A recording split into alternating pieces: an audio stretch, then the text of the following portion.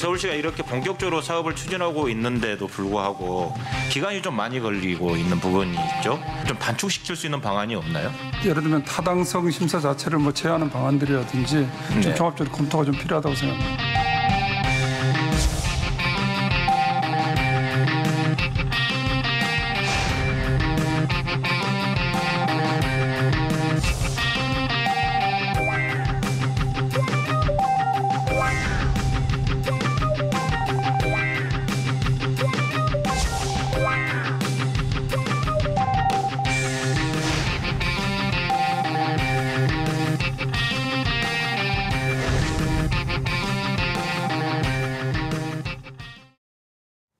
네, 오늘 킹덤 주제는 지역별 민심 현황, 내 마음이 들리니입니다.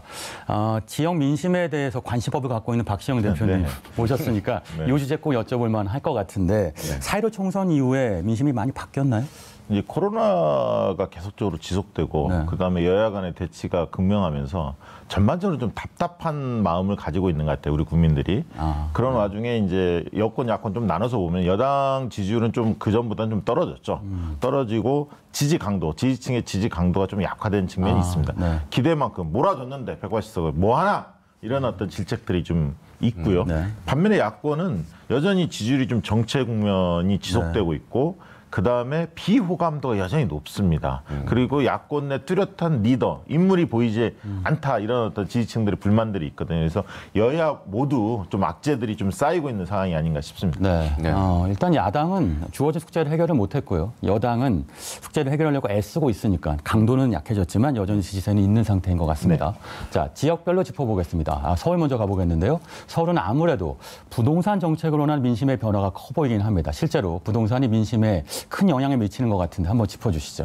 네, 서울은 지난 4.15 총선 당시에 더불어민주당이 49석 중에 41석을 독식한 텃밭입니다. 총선 직후에도 서울에서 문재인 대통령의 지지율은 60에서 70%를 넘나들었습니다. 이 문 대통령 지지율 하락의 출발점은 6.17 부동산 대책이었습니다. 여기에 7월 초 이 노영민 대통령 비서실장의 강남 아파트 사태가 불을 질렀습니다. 이 반포와 청주에 있는 아파트 처분을 갖고 문제가 됐었죠. 7월 2주차 때는 총선 이후 처음으로 문 대통령에 대한 부정평가 47%가 긍정평가였던 46%를 앞지르기 시작했습니다.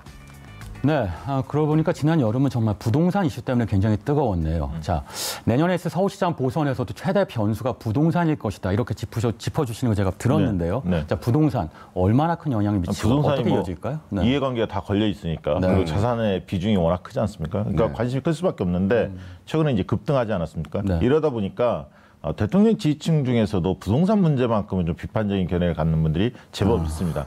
다만 저희가 이제 조사를 해보면 그 부동산 문제 때문에 지지정당을 바꿨다? 이건 그렇게 많지는 또 않더라고요. 그래서 이제 불만은 쌓여가는데 정부 여권이 이 문제에 대한 대책을 어떻게 내느냐 이 부분들을 아마 유권자들이 유심히 지켜보지 않을까 싶습니다. 사실 이와 관련해서 해결사 노릇을 할 적임자가 있을까요? 그런 정치인이 여든 야든 있다면 관심을 모을 텐데요. 지금 당장 그렇게 눈에 띄지는 않습니다. 물론 이제 서울시장 후보들도 아직 가시권에 들어와 있지 않기 때문에 조금 더 지켜봐야 하지 않을까 싶습니다. 그렇군요. 자, 여당 대선 후보로 거론되는 이낙연 대표와 이재명 지사도 부동산 정책에 관련된 입장을 내놨습니다. 한번 짚어주시죠. 네, 일단은 두 사람의 의견을 좀 살펴볼 필요가 저는 있을 것 같은데요. 일단 먼저 이낙연 더불어민주당 대표 이야기를 좀 더 살펴보겠습니다.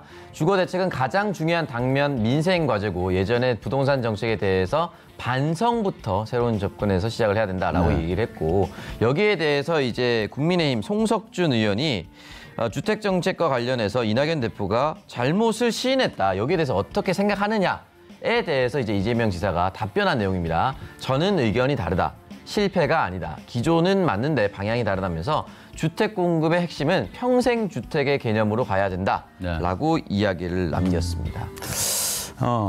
어쨌든 정리하면 두 분 모두가 다 부동산에서 권력이 나온다는 걸 인지하고 있고 이 문제 해결하기 위해서 두 팔을 걷어붙이고 나섰다는 것까지는 알겠습니다. 자, 그런데 전세난 등 부동산 시장의 어려움을 해결하기 위해서 이낙연 대표가 직접 부동산 문제를 챙겼다고 하던데 어떤 내용이 있습니까? 네, 일단 미래주거 추진단이라는 것을 이제 당내에 설치를 했는데 말씀하셨다시피 부동산에서 권력이 나올 수 있습니다. 이 부분에 대해서는 물론 단기적으로는 부동산을 공급 대책을 늘린다고 해서 내일 아침 당장 아파트가 하나 지어질 이루어지는 것이 아니기 때문에 과연 이 공급에 대한 선언을 어떻게 할 수 있을 것이고 이 공급에 대한 물량이 실질적으로 국민들에게 얼마만큼 돌아갈 수 있을 것이냐 이 부분을 좀 더 따져봐야 되는 것이죠. 그러니까 국민들이 체감할 수 있는 부동산 공급 대책이라든지 그리고 막연히 또 공급만 하면 안 됩니다. 지금 계속 서울에서 중위값이 9억이 넘었다라고 하는데 그 은행이 발표한 자료에 따르면은 서울시 출생아가 27만 명으로 줄어들었습니다. 거의 절반으로 줄어들었거든요. 그럼 막연히 공급을 늘려만 갈 수도 없습니다. 도쿄 같은 경우는 도심 공동화 현상이 일어나서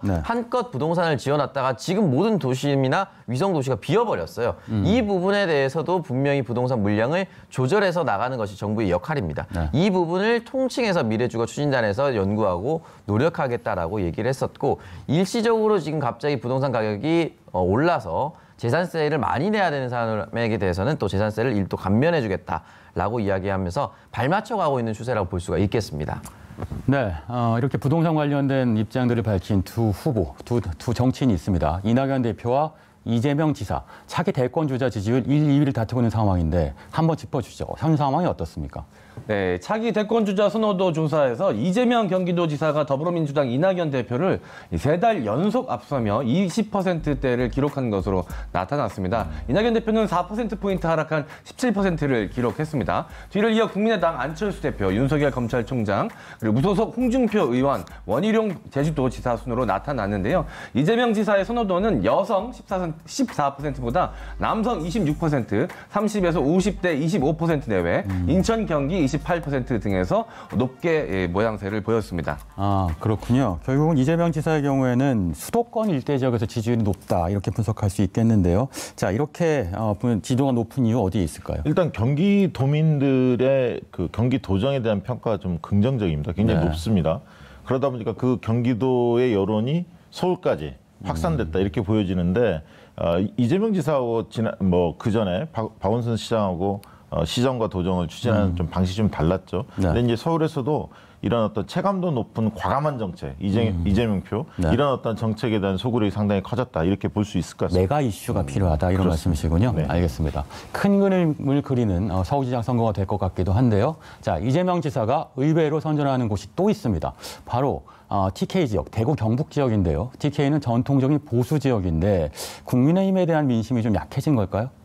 네, 일단은 지난해 이제 1월에 조사했을 때는 한 2%대 아주 낮은, 사실 거의 지지율이 없다고 볼 수도 있는 지지율이었는데 9월 보면 20%가 넘었습니다. 이 부분에 대해서 여러 가지 추측을 할 수가 있는데 아무래도 고향이 경북 안동 출신이라는 점이 가장 강조가 되고 민주당 대선 후보를 이야기할 때 보통 영남 출신 민주당 대선 후보가 대권에 가깝다. 라고 이야기를 하거든요. 그 이유가 사실 자신의 출신 지역에서 많은 지지를 얻을 수 있다라고 얘기하는 것이고 민주당 대통령도 보면은 노무현 대통령이나 그리고 이제 문재인 현 대통령까지 출신이 모두 이제 영남 지역이기 때문에 영남 지역에서 그 이전의 후보들보다는 조금 더 많은 득표를 가졌던 것이 사실입니다. 그렇기 때문에 아마 이 대구 경북 지역도 그 출신 지역에 따라서 조금 더 영향을 많이 받지 않았나라는 기대감이 반영된 것으로 보입니다. 오찬성 의원은 고향이 어디죠? 저는 부산이죠. 아하, 네, 알겠습니다. 본적은 이제 경북 의성입니다. TK죠. 아, 네. 알겠습니다. 출생 지역만 따져보면 완전 유력한 대권 주자분이에요. 출생 지역만 봤을 때. 네, 알겠습니다. 네. 자, 홍준표 의원의 텃밭이기도 한 이 TK 지역. 홍준표 이름 오래간만에 듣는 시청자분들 계실 텐데, 자, 어떻습니까? 네. 저는 지금 이제 홍준표 의원한테 기회가 오기 시작했다 이렇게 봅니다. 왜냐하면 김종인 비대위원장이 좀 당내에 흔들리고 있거든요.